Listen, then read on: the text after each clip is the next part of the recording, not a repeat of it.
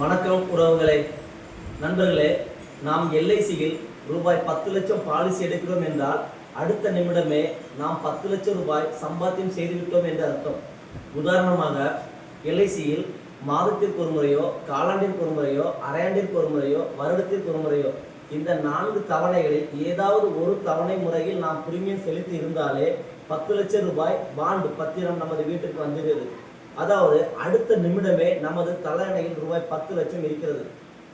ஏதாவது ஒரு இடம் ஏற்பட்டால் நமது குடும்பத்தாருக்கு அரசு எல்ஐசி 10 லட்சம் வழங்குகிறது.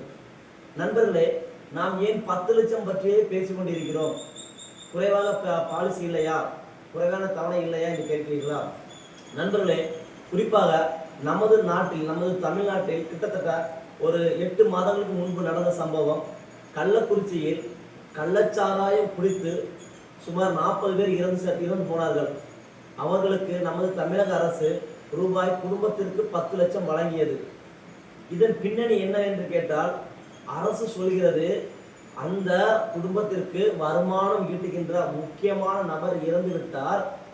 இப்போது அந்த குடும்பத்தார்கள் வருமானம் இல்லாமல் தவிக்கிறார்கள்.